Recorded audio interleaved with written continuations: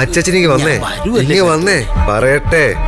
ഇനി ഞാൻ പറയുന്ന കാര്യങ്ങൾ അച്ചച്ചൻ അതേപോലെ വർക്കൗട്ട് ആക്കി എടുത്താ നമ്മുടെ രണ്ടിന്റെ അക്കൗണ്ടിൽ കാശ് വന്ന് കുമിഞ്ഞു പോകും. അത് പിന്നെ പറയാനുണ്ടോ? ചരത്തുമോൻ പറഞ്ഞു തന്നതുപോലെ അല്ലയോ ഞാൻ ആ വക്കീലിന്റെ പെങ്ങന്മാരോട് സംസാരിച്ചത്. അത് ശരിയാ. ഒന്നാം ഘട്ടം അച്ചച്ചൻ വിജയിച്ചു. ഇനി ഞാൻ അന്ന് പറഞ്ഞ പൂജയില്ലേ, സ്വർണ്ണാഭരണ പൂജ, അത് അവരിൽ നിന്ന് തുടങ്ങണം. ഏറ്റിരിക്കുന്നു. പക്ഷേ അവരുടെ തന്ത പട്ടാളവാ, കോഞ്ഞ പുള്ളിയോ. അതുകൊണ്ട് ഈരി ചെവി അറിയാതെ വേണം അങ്ങനെ ചെയ്യാൻ. ഇല്ലെങ്കിലേ ഈയക്കട്ട വന്ന് തലേ കയറും. വെടിയുണ്ട വെടിയുണ്ട. അതൊക്കെ ഭംഗിയായിട്ട് ഈ സോമൻ അച്ചച്ചൻ ചെയ്തോളാം. ചരത്തുമോൻ അതിന് വേണ്ട കാര്യങ്ങളൊക്കെ ഒന്ന് സെറ്റപ്പ് ചെയ്ത് തന്നാ മതി. ആ പിന്നെ ഈ സ്വർണം മാത്രം ഇരട്ടിപ്പിച്ചാ പോരാ, നോട്ടും ഇരട്ടിപ്പിക്കണം. അതിന്റെ കൂടെ നമുക്ക് ഈ യന്ത്ര കച്ചവടം തുടങ്ങണം. യന്ത്ര കച്ചവടമൊക്കെ എനിക്ക് നേരത്തെ ഉണ്ട്. വശീകരണ യന്ത്രം, മദനമോഹിനി യന്ത്രം, അനാകർഷണ യന്ത്രം, അങ്ങനെ ഒരുപാട് യന്ത്രങ്ങളുണ്ട്. ഏറ്റവും കൂടുതൽ യന്ത്രങ്ങൾ വെക്കുന്ന ജ്യോതിശാലയം നമ്മുടേതായിരിക്കണം. ഇന്നത്തെ കാലത്തെ അത് നല്ലൊരു ബിസിനസ്സാണ്. യന്ത്രം ഒന്നിന് ഒരു 10-15 രൂപ ചാർജ് ചെയ്താൽ മതി. ചെയ്യാം. ആ ഇതൊക്കെ നേരാവണ്ണം ചെയ്യുന്ന ഒരുപാട് പേരുണ്ട്. ഞാനും നേരാമണ്ണം തന്നെയാ ചെയ്യുന്നത്. അതെനിക്കറിയാം. ഞാൻ സോമൻ അച്ചച്ചനെ സംശയിച്ച് പറഞ്ഞല്ല. ജ്യോതിഷം ഒരു ശാസ്ത്രം, അത് സത്യമാ. അതുകൊണ്ട് നമ്മളെല്ലാം നോക്കിയും കണ്ടും ചെയ്യുന്നത് നല്ലതാ. അല്ല അച്ചച്ചൻ ശ്രീലങ്ക പോയിട്ടുണ്ടോ? ശ്രീലങ്കയോ? എന്തിന്? എന്നിട്ട് ഒരു ദിവസം ഇവിടുന്ന് വാച അടിക്കുന്നുണ്ടല്ലോ, വേലിപ്പിള്ള പ്രഭാകരനായിട്ട് വലിയ ബന്ധമായിരുന്നെന്ന്. ശ്രീലങ്ക ആകെ ഒരു ശ്രീലങ്കയേ ഉള്ളൂ. ബ്ലാക്ക് മാജിക്കളുടെ ഒരു കേന്ദ്രമാണെന്ന് കേട്ടിട്ടുണ്ട്. അവിടുന്ന് കുറച്ച് ടെക്നിക്കുകള് ഞാൻ കണ്ടുപിടിച്ചുതരാം. കുറച്ച് സയൻസ് കൂടെ നമുക്കിതിൽ മിക്സ് ചെയ്യാം.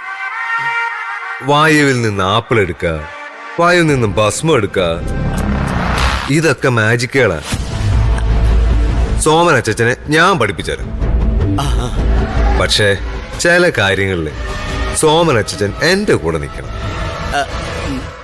ഇവിടെ ആരും ഒന്നും അറിയരുത്, നിത്യ പോലും. അതെന്താ ശരത്തുമോനെ ആരും അറിയാത്ത ഇടപാട്? അതൊക്കെ വഴിയേ പറയാം. എന്തായാലും സോമൻ അച്ചച്ചന് ദോഷം വരുന്നൊന്നുമല്ല. എന്നാ പിന്നെ കാറടി.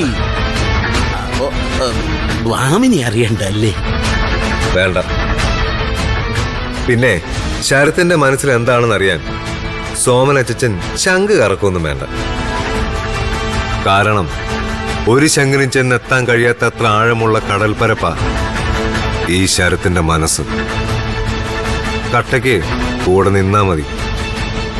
നിന്നിരിക്കും.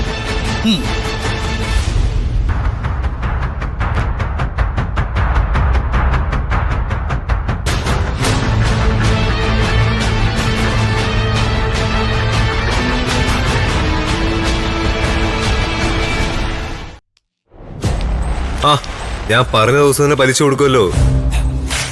അല്ലെങ്കിൽ തന്നെ ഇത്ര പറയാൻ എന്താ? ആധാരം അവിടെ ഇരിപ്പില്ലേ?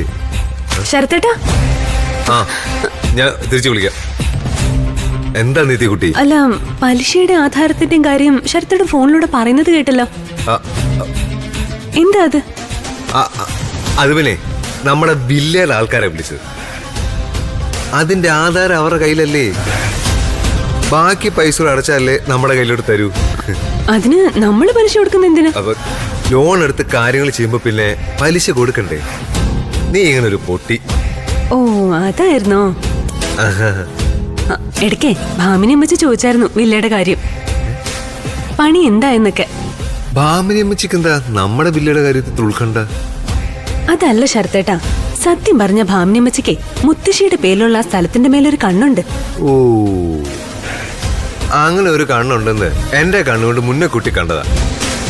കാര്യം നമുക്ക് ഉപകാരമുള്ളവരാ ഭാമിനി അമ്മച്ചി സോമൻ അച്ചച്ചനൊക്കെ. പക്ഷേ വിവാഹ സമ്മാനമായിട്ട് തരാമെന്ന് മുത്തശ്ശി പറഞ്ഞിട്ടുള്ള ആ സ്ഥലം അവർക്ക് അങ്ങനെ അങ്ങ് കൊടുക്കാൻ പറ്റൂ? അതില്ല.